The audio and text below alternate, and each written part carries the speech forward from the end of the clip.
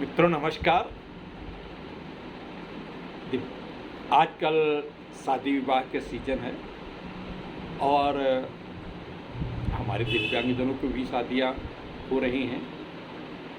दिव्यांग बहनें, दिव्यांग भाइयों की शादियां जब होती हैं तो बड़ी खुशी का माहौल होता है। परिवारों में एक अजीब प्रकार का एक संतोष और जिनकी शादी होती है उनके अंदर एक बहुत अव्यक्तपूर्ण आनंद बहुत दोनों होते हैं दोनों, लेकिन उसके साथ साथ दायित्व भी आ जाते हैं। अब दायित्वों के निर्वहन को कैसे करें, उसमें बड़ा खर्चा होता है। अब उस खर्चे में थोड़ा बहुत अगर सहायता मिल जाए तो क्या बात है। तो मित्रों, आज हम बताने वाले हैं शादी विवाह प्रोत्साहन पुरस्कार योजना पर। मित्रों नमस्कार, विकलांग साथी ट्रस्ट के दिव्यांगम चैनल पर आपका स्वागत है। और आज हम आपको बड़े ही सरलतापूर्वक और बड़े उपयोगी ढंग से ये बताने जा रहे हैं कि उत्तर प्रदेश के जो हमारे दिव्यांग भाई हैं उनको कैसे शादी विवाह की जो बातें तो बहुत की जाती है, तो उन शादी विवाह की योजनाओं का लाभ कैसे मिले, कैसे पुरस्कार मिले। अब समस्या ये होती है कि लोग फ़ोटो लगाए और ये सब करें, सब कुछ करें और दिव्यांग विभाग में दे आए। अब बाबूजी ने रख दिया कि हाँ हो जाएगा, वो नहीं हो सकता। उसके लिए एक निर्धारित प्रक्रिया है और बाबूजी को अगर निर्धारित प्रक्रिया में उनकी अपेक्षाओं को पूरा कर दे तो वो निर्धारित प्रक्रिया वही करवा देते हैं। इसी कारणवश करीब करीब 90 से 95% हमारे उत्तर प्रदेश के दिव्यांगों को शादी विवाह पुरस्कार योजना का लाभ नहीं मिल पाता है। तो आज हम उसी पे थोड़ा सा बताने जा रहे हैं। अब मित्रों, जो नियम और जो कानून कायदे होते हैं उनका हम जब पालन करेंगे तभी कोई लाभ हमको मिल सकता है। अब उसके लिए सबसे पहले ये आप जान लें कि कितनी राशि होती है। अगर दिव्यांग इस योजना के अंतर्गत दिव्यांगजनों को शादी विवाह करने के लिए प्रोत्साहन पुरस्कार प्रदान किया जाता है। इस पुरस्कार के अंतर्गत दंपति युवक के दिव्यांग होने की दशा में 15,000, अगर युवक दिव्यांग है अकेले और युवती जिससे शादी हो रही है वो ठीक है, सकलांग है, सामान्य है, तो खाली 15,000 रुपये अनुदान मिलता है। अगर युवती दिव्यांग है और युवक ठीक है तो युवती को 20,000 रुपये मिलता है।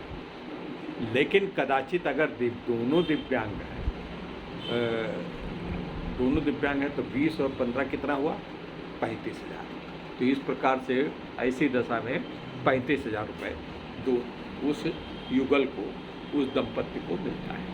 अब उसके लिए करना क्या होता है, सबसे पहले तो दोनों स्थितियों में, चाहे वो दिव्यांग युवक हो चाहे दिव्यांग युवती हो, उसका 40% से अधिक का दिव्यांगता प्रमाण पत्र होना चाहिए। 40% या 40%, 41, 42, 50, 60, 70, 70, 40 से कम नहीं। 39 होगा तो नहीं होगा। 39 दंपत्ति भारत का नागरिक हो और उत्तर प्रदेश का अस्थायी निवासी हो या कम से कम 5 वर्ष से उत्तर प्रदेश में रहना है। अब हो सकता है कि उसका कोई दंपत्ति भारत का नागरिक है, मान लीजिए उत्तर प्रदेश में नहीं रहता है, उत्तर प्रदेश में एक व्यक्ति तो उत्तर प्रदेश का हो, दूसरा मध्य प्रदेश का है, दिल्ली का किसी दूसरे प्रदेश का है, तब भी उसको मिलेगा। लेकिन उसमें से चाहे युवती चाहे युवक, कोई न कोई एक व्यक्ति उत्तर प्रदेश का होना चाहिए। फिर दंपत्ति में से कोई सदस्य किसी आपराधिक मामले में दंडित न हो, इस बात का प्रमाण पत्र आपको लगाना होगा। पहले से आप ले आइए पुलिस से। दंपत्ति में युवती की आयु शादी के समय 18 वर्ष और युवक की 18 वर्ष से कम तथा 45 वर्ष से अधिक नहीं होनी चाहिए युवती की आयु। और इसी तरीके से युवक की आयु 21 वर्ष से कम नहीं होनी चाहिए और 45 वर्ष से अधिक नहीं होनी चाहिए। दंपत्ति में कोई सदस्य आयकरदाता न हो। अब इनकम टैक्स दे रहा है तो उसको अनुदान लेने का तो कोई व्यक्ति नहीं, कोई भी एक पक्ष भी अगर आयकरदाता है तो नहीं। विवाह का पंजीकरण किया गया। अब विवाह आपने कर लिया, पंडित जी ने करवाया, जब भी करवाया, मौलाना साहब ने करवाया। अब लेकिन उसका पंजीकरण न्यायालय में होना चाहिए। जिसके पास पूर्व में कोई जीवित पति या पत्नी न हो, अब अगर उसके पास पहले से पत्नी है तब फिर दूसरी उसके ये तो दंडनीय अपराध है, तो ऐसे व्यक्ति को नहीं मिल सकता है। तो ये सब चीज़ें हैं। अब इसी तरीके से अब आवेदन की प्रक्रिया क्या है? लाभ पाने के लिए दिव्यांगजन को जन सुविधा केंद्र जाए या अपने कंप्यूटर से किस वेबसाइट पे जाना है, देखिए ध्यान से सुनिएगा, हम बता रहे हैं बिल्कुल बहुत ध्यान से, इसको बार बार देख लीजिएगा वीडियो आगे पीछे करके। स्मॉल में HTTP हैश 2 बार, फिर दिव्यांगजन DIVYANJAN दिव्यांगजन .gov.in इसके ऊपर अपना आवेदन पत्र भर के ऑनलाइन भरना होगा, जिसके पश्चात उस आवेदन पत्र की हार्ड कॉपी लेकर जाइए और उसका सत्यापन अपने ज़िले के दिव्यांग सशक्तिकरण अधिकारी से करने के लिए निवेदन करें। वो अपना कोई व्यक्ति भेजेगा या स्वयं जाएगा या किसी भी माध्यम से ब्लॉक के द्वारा, पंचायत के द्वारा उसका सत्यापन करा लेगा कि ये शादी हुई भी है कि नहीं, इस पे आपको मिल जाएगा। तो ये प्रक्रिया है। अब दूसरा एक और, अब चूँकि शादी विवाह हो गया है, अब शादी विवाह होने के बाद दूसरी बात जो है समस्या ये आती है कि हम अपनी रोजी रोटी कैसे चलें, रोजी रोटी का कैसे गुजारा भत्ता हो। तो उसके लिए प्रोत्साहन स्कीम चलती है। इस प्रोत्साहन स्कीम के अंतर्गत जो है आपको दिया जाता है, वो भी मैं आपको बता रहा हूँ, 2 मिनट का फुर्सत दें।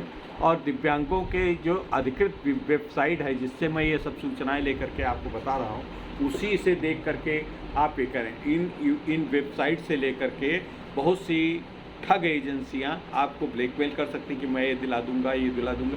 इन सब चक्कर में न पड़िए, न किसी को एक नया पैसा दीजिए। दिव्यांग सशक्तिकरण विभाग में भी अगर कोई बाबू या कोई व्यक्ति आपसे कुछ पैसा मांगता है या कुछ कहता है कि मैं करवा दूंगा, उसकी स्पष्ट शिकायत मुझसे करें या दिव्यांगजन विभाग में करें या वहाँ निदेशालय में करें या जिलाधिकारी से करें। और जब तक ये आप नहीं करेंगे तब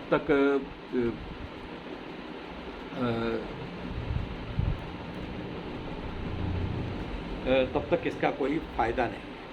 तो इसलिए हम मित्रों ये बता रहे हैं। अब इसके बाद दिव्यांगजनों के पुनर्वासन हेतु दुकान निर्माण योजना पे हम आपको बताना चाहते हैं।